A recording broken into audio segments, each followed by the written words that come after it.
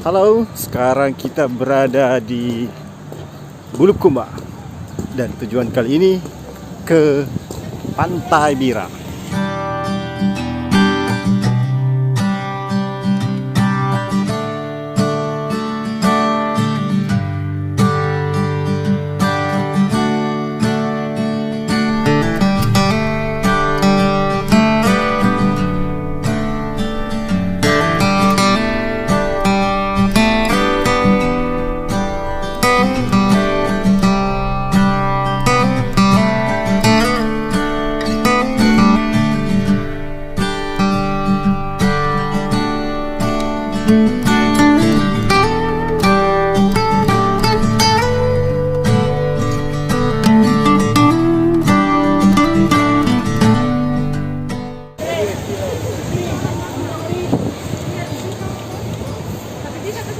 Kondisi Pantai Bira sekarang tidak seperti dulu lagi.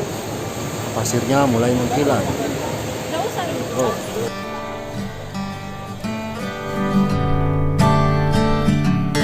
Saya sedikit kecewa karena drone saya lagi bermasalah.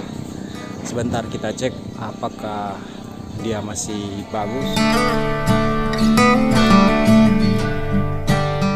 Drone kita lagi bermasalah.